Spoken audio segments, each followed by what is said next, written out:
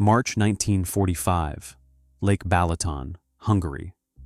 The 1st SS Panzer Division Leibstandarte, SS Adolf Hitler, Hitler's personal bodyguard and the most elite formation of the Waffen-SS, sits broken in the mud. Of the 50 to 60 tanks that began Operation Spring Awakening 2 weeks earlier, only a dozen remain operational. An officer writes in his report, "The men are exhausted. Some simply left their posts and walked away. We have lost all contact with several companies. The end is near, and everyone knows it.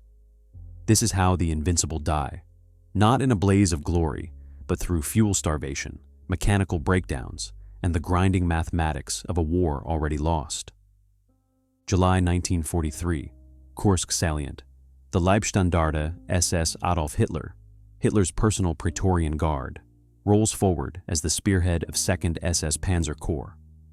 Approximately 15,000 men, 90 tanks, the best equipment Nazi Germany can produce. Their mission: break through Soviet defenses and restore German dominance in the East. Their reputation: invincible. Their reality: about to collide with prepared Soviet positions in the largest tank battle in history. The Leibstandarte didn't start as a combat division. They began as Hitler's personal bodyguards, the regime's showcase unit, hand-picked soldiers parading in black uniforms at Nuremberg rallies. But by 1943, they'd evolved into the Waffen-SS's most elite formation, bloodied across Poland, France, Greece, and the Eastern Front. Nazi propaganda portrayed them as unstoppable warriors. Early tactical successes seemed to confirm the myth. Victories came fast in the early years: breakthrough, encirclement, conquest. Now, under Commander Sepp Dietrich, they were being asked to deliver a decisive breakthrough that would reverse 2 years of strategic retreat. Operation Citadel, the German offensive at Kursk, represented Hitler's last roll of the dice for initiative in the East. The Leibstandarte entered battle with approximately 15,000 men and 90 operational tanks, a mix of new Panther tanks with their powerful 7.5 centimeter KWK 42 guns and 80 millimeter frontal armor, the fearsome Tiger I, and the reliable Panzer IV. These were the most advanced armored vehicles Germany could field. The Panthers could kill Soviet tanks at ranges the enemy couldn't match. The Tigers inspired fear in Soviet tank crews, who'd learned to avoid them when possible. But the equipment paradox was already visible. Those new Panthers suffered chronic mechanical failures. Many broke down in the muddy terrain before even reaching Soviet lines. Transmission problems, engine fires, suspension failures in the soft ground. The Tigers, while devastating in combat, guzzled fuel and required constant maintenance. Elite equipment designed for wars of maneuver was about to be thrown into grinding attrition against an enemy who'd spent months preparing defenses in depth. Sepp Dietrich watched his division roll forward with confidence. He'd led these men to victory before. He believed in their training, their equipment, their willingness to die for the Reich. He expected breakthrough. He expected encirclement of Soviet forces. He expected to restore the strategic initiative Germany had lost at Stalingrad 6 months earlier. Within 12 days, that confidence would be shattered against Soviet steel and mathematics, the kind of mathematics that doesn't care about elite status or propaganda myths. The Panthers advanced through the Kursk salient, their powerful guns seeking targets. But the Soviets had prepared for months. Every approach was mined. Every ridge held anti-tank guns. Every counterattack was coordinated. The Leibstandarte's crews were skilled, their equipment advanced, but they were attacking into a meat grinder that cared nothing for reputation. The Soviet defensive system was layered in depth. The first German assault waves hit minefields that channeled them into killing zones. When the Panthers crested ridges, they found not retreating infantry, but dug-in anti-tank guns and T-34s positioned in ambush. Soviet commanders had studied German tactics for 2 years. They knew how the Panthers would advance. They knew where the Tigers would position themselves for overwatch. They prepared accordingly. The tactical skill that had won victories in France and Greece meant nothing here. This wasn't maneuver warfare. This was attrition. During the battle, the Leibstandarte lost tanks to mines, artillery, and coordinated Soviet counterattacks. The vaunted Panthers, with their 7.5-centimeter guns and sloped armor, proved as vulnerable to mechanical breakdown as enemy fire. Crews watched helplessly as vehicles that had survived Soviet shells died from transmission failures in the mud. One crew reported their Panther caught fire from engine overheating before they even engaged the enemy.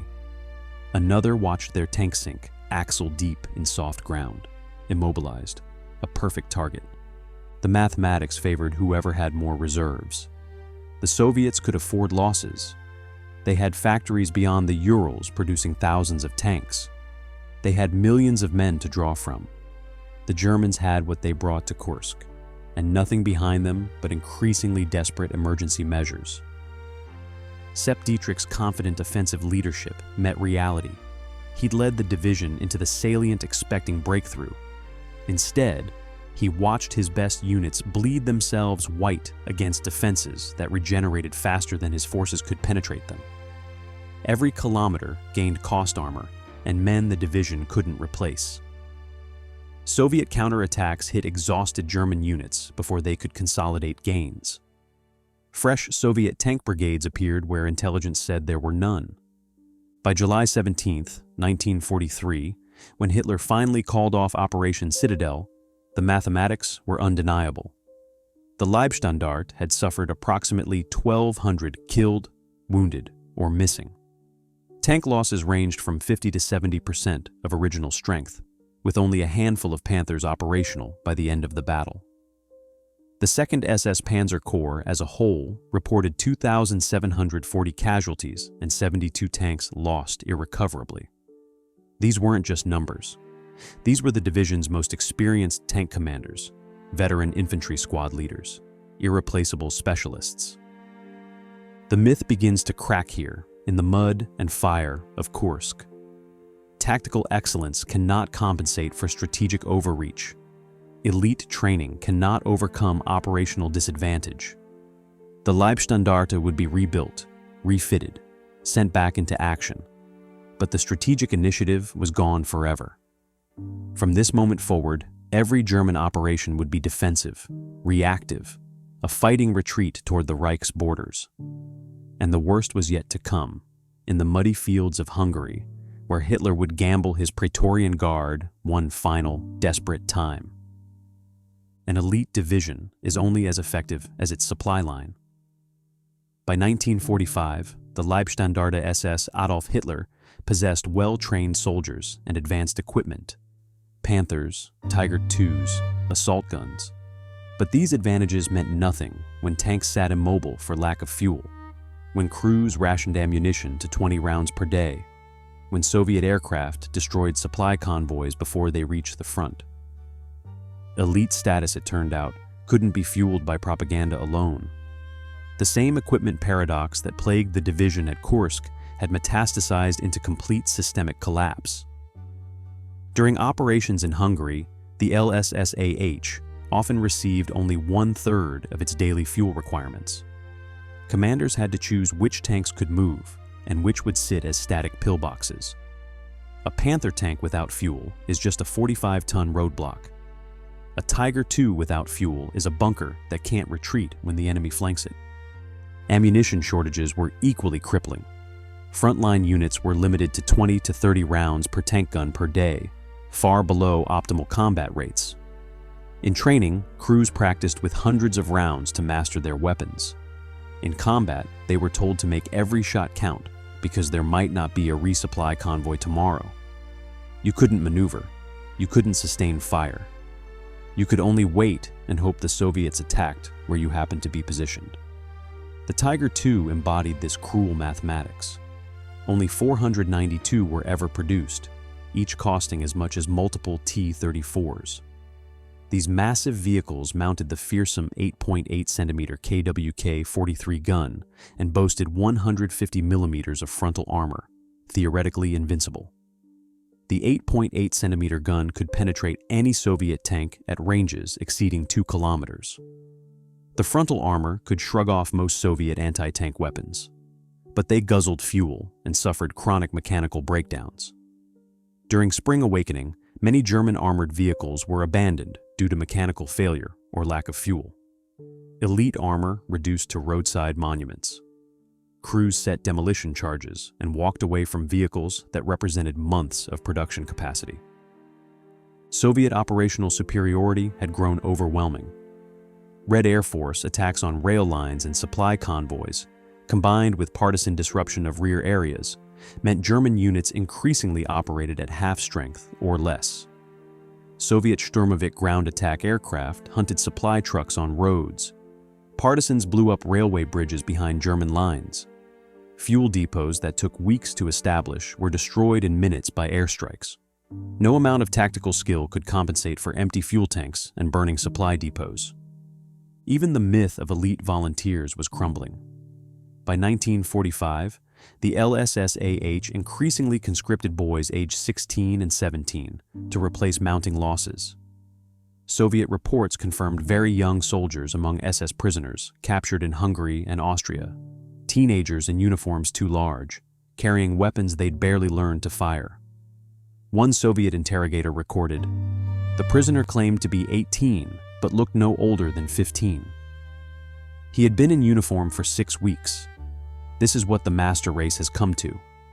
The Praetorian Guard was now drafting children to fill ranks that had once required years of training and ideological vetting. Into this logistical nightmare, Hitler ordered his Praetorian Guard one final time, to Hungary, to recapture the Lake Balaton oil fields, to achieve the impossible. The objective was clear. Without those oil fields, Germany's remaining war machine would grind to a halt within months. The fuel crisis that had crippled operations since Kursk would become total paralysis. Operation Spring Awakening would be the Leibstandarte's last offensive, and its complete destruction. March 6, 1945. The Leibstandarte attacks toward Lake Balaton, spearheading Hitler's final offensive. But Marshal Tolbuchin was waiting. Soviet reconnaissance had tracked every German movement, every concentration of armor. The Third Ukrainian Front was ready, dug in, reinforced. What followed wasn't a battle. It was a slaughter measured in abandoned tanks and broken units. Operation Spring Awakening was supposed to recapture Hungary's oil fields, the fuel that might keep Germany's war machine running for a few more months. The Leibstandarte rolled forward with 10 to 12,000 men and 50 to 60 tanks, part of the 6th SS Panzer Army under Sepp Dietrich. The same commander who'd led them at Kursk now commanded the entire SS Panzer Force in Hungary. He reportedly lamented, "Hitler expects miracles from us, but what can we do with empty tanks and no reinforcements?" The objective was clear, the need desperate. But the offensive was doomed before it began. Soviet intelligence had achieved total superiority. Aerial reconnaissance photographed German tank concentrations. Radio intercepts decoded movement orders.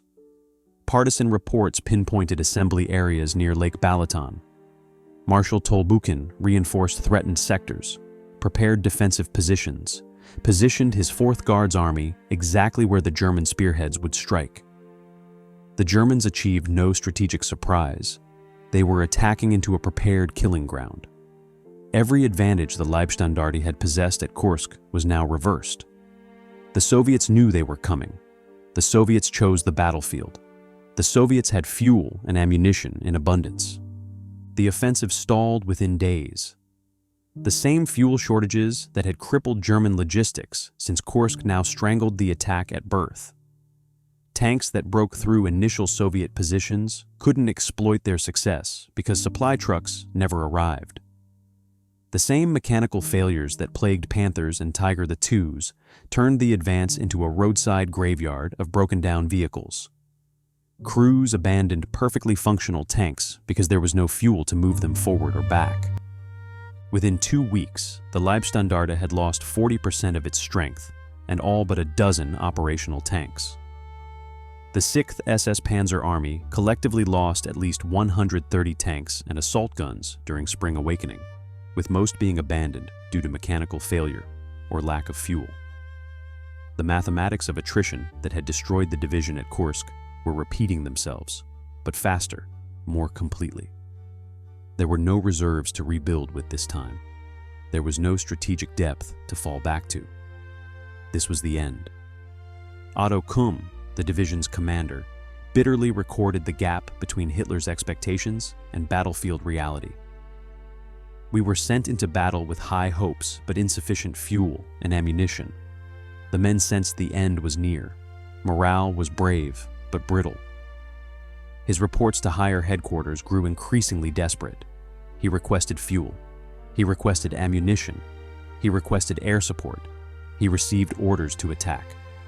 Marshal Tolbekin's after-action report was colder, more clinical.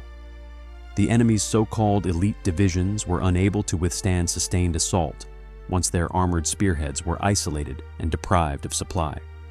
Professional military assessment stripped of propaganda. The elite had been reduced to another failed offensive in a long chain of failed offensives. Desertion rates climbed, with some units losing up to 10% of their manpower to desertion during Spring Awakening. Men who'd held through Kursk, through years of brutal combat, began walking away when they saw officers hoarding fuel for their own escape vehicles. The discipline that had defined the elite was breaking under the weight of certain defeat. By March 15th, the offensive was over. 40% of the Leibstandarte's strength was gone, their remaining tanks immobilized by fuel starvation and mechanical failure. Now came the retreat, and with it, the final disintegration of Hitler's Praetorian Guard. The retreat from Lake Balaton was chaos incarnate. Tanks abandoned with engines still running, their crews fled or dead. Officers who had led men through years of war now watched those same men walk away from their posts, disappearing into the refugee columns flooding westward. The Leibstandarte SS Adolf Hitler, Hitler's personal guard, was dissolving into the mud of Hungary and Austria. The disintegration was unprecedented for an SS formation. Officers reported men simply walking away from their posts. The discipline that had held through Kursk, through years of war, finally broke. An officer's report captured the moment. We have lost all contact with several companies. The end is near, and everyone knows it. Companies that had fought as cohesive units for years simply ceased to exist. Some men threw away their weapons and SS insignia, trying to blend into civilian refugee columns. Others walked west in small groups, hoping to surrender to Americans rather than Soviets. SS Unterscharführer Karl Kreutz wrote in March 1945, "We are fighting with the last of our strength. The mud is everywhere. Our tanks sink and break, and the Russians never stop coming. We have lost so many friends. I wonder if I will live to see Germany again." His letter was found on his body 3 days later. A Soviet Guard sergeant recorded the other side. The Germans attacked with many tanks, but we had artillery and the Air Force. The ground was black with burning machines. We took many prisoners, some were just boys. Children in SS uniforms, trying to hold back the Red Army with weapons they barely knew how to operate. During the retreat, Tiger II Commander Obersturmführer Karl Braumann destroyed 13 Soviet tanks in a single engagement before his own tank was knocked out and he was captured. His crew fought their immobilized Tiger II as a stationary fortress, knocking out Soviet armor at point-blank range until a shell penetrated the side armor. Braumann earned grudging Soviet respect. But one tank commander's heroics couldn't alter the offensive's catastrophic failure. Individual skill, individual courage, none of it mattered anymore. The mathematics had already decided the outcome. At Vienna's Floridsdorf Bridge, remnants of LSSAH and Hitlerjugend units made their last stand. For 2 days, survivors held up Soviet advances with Panzerfausts at point-blank range, a desperate action born of having nothing left to lose. A Viennese civilian described the final chaos. The SS tried to hold the bridges, but when the order to retreat came, it was chaos. Vehicles burning, wounded left behind, officers shooting at deserters. It was the end of the world for them, and for us. The city burned. Civilians huddled in cellars while SS men and Soviet soldiers fought room to room above them. Then even that ended. Otto Kumm, the division commander, escaped encirclement only by disguising himself as a civilian and evading Soviet patrols. He shed his uniform, his insignia, his identity as an SS general. He walked west with thousands of refugees, just another face in the crowd. He later wrote bitterly about betrayal by German high command. But the real betrayal was strategic, throwing elite formations into fire brigade roles to shore up collapsing fronts, wasting the best-trained troops in futile operations that accelerated rather than prevented the Third Reich's collapse. The division that had begun the war as Hitler's Praetorian Guard finished it as scattered survivors in civilian clothes, trying to evade capture. Some made it to American lines. Some were captured by Soviets and disappeared into prison camps. Some died in the chaos of Germany's final collapse, their bodies never identified. Elite status, in the end, was just another casualty of a war lost long before the final battles were fought. From 90 tanks at Kursk, with tank losses ranging from 50 to 70% of original strength, and only a handful of Panthers operational by the end of the battle, to the final dozen vehicles limping away from Lake Balaton, the Leibstandarte's destruction charts the collapse of Nazi Germany's military illusions. No amount of elite training, no depth of ideological commitment, no superiority of individual equipment could compensate for strategic bankruptcy, logistical exhaustion, and an enemy that had mastered industrial-scale warfare.